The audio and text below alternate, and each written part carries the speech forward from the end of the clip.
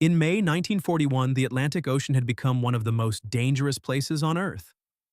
World War II was raging across Europe, and the survival of Britain depended on ships crossing the Atlantic. Convoys carried food, fuel, ammunition, and equipment, everything needed to keep the country fighting. Without those supply lines, Britain could not survive. Germany understood this, and to disrupt those convoys, the German Navy deployed one of its most powerful weapons into the open ocean. A battleship unlike anything Britain had faced before. Her name was Bismarck.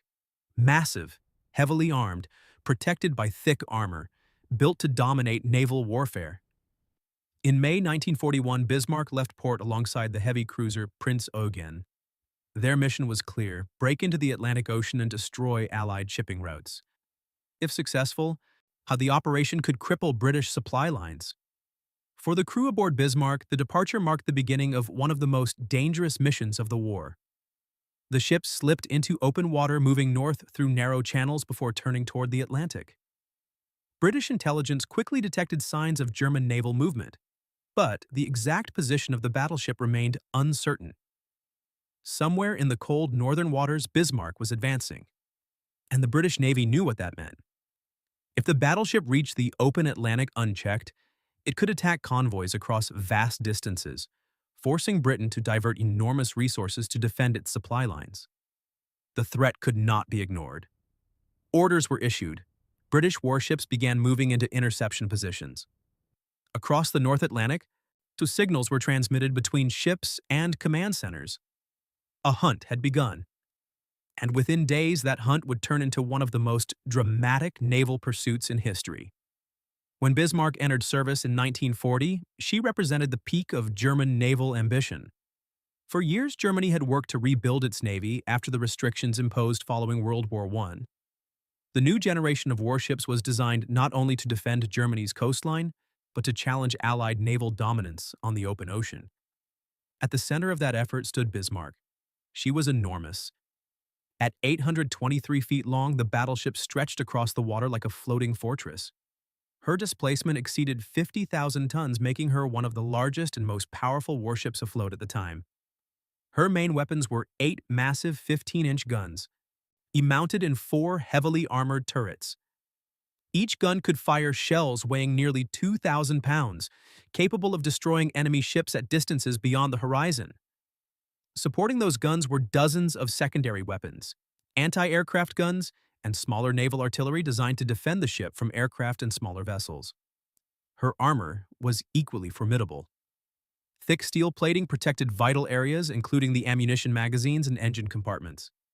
German engineers designed the ship to withstand heavy shell fire while maintaining the ability to continue fighting. Speed was another advantage. Despite her size, Bismarck could reach speeds of nearly 30 knots, allowing her to outrun many battleships and maneuver effectively during combat. To the German Navy, she was more than just a ship. She was a symbol, a demonstration that Germany had returned to the world stage as a naval power capable of challenging Britain's long-standing dominance of the seas. In May 1941, Bismarck prepared for her most important mission. She would sail into the Atlantic alongside the heavy cruiser Prince Eugen, a fast and well-armed companion vessel designed to assist in attacks against merchant shipping.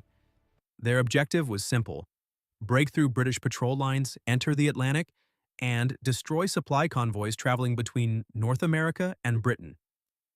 Success would force the Royal Navy to divert massive resources to escort duties, weakening its ability to operate elsewhere. But the mission carried enormous risk.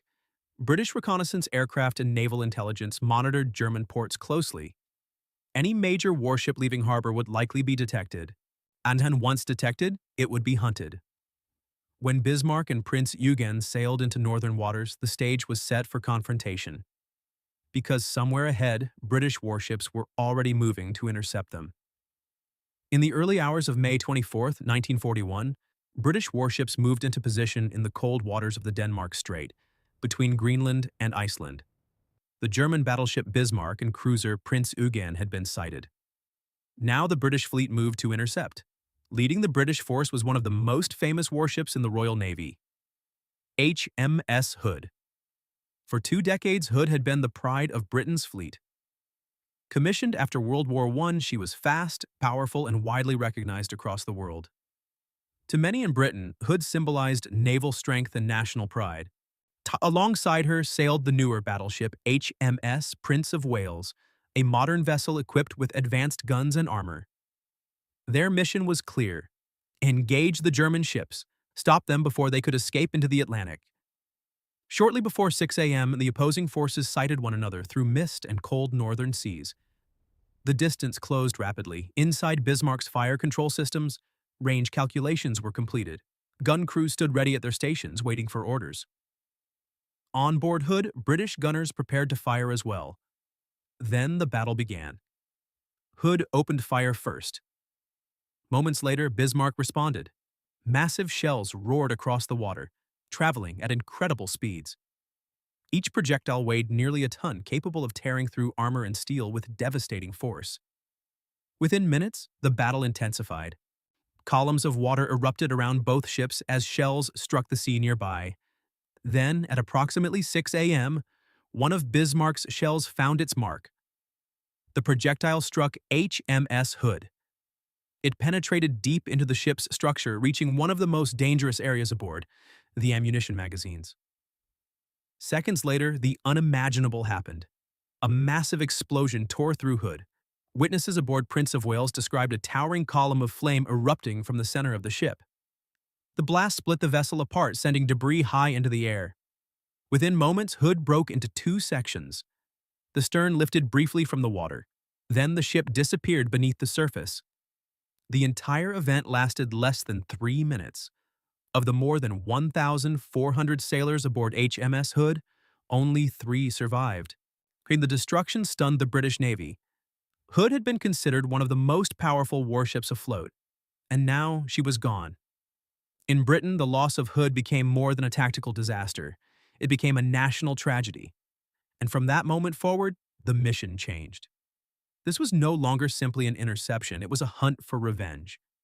The destruction of HMS Hood changed everything. Within hours, news of the sinking reached British Naval Command. The loss of more than 1,400 sailors and one of Britain's most famous warships shocked the nation. But shock quickly turned into determination. Orders were issued across the Royal Navy: find Bismarck and destroy her. The German battleship had won a devastating victory, but she had not escaped without damage. During the battle in the Denmark Strait, shells from HMS Prince of Wales had struck Bismarck, rupturing fuel tanks and reducing her available range. Oil leaked into the sea behind her. That leak became a trail, one the British would follow. Across the Atlantic, warships began converging on the German battleship's estimated course.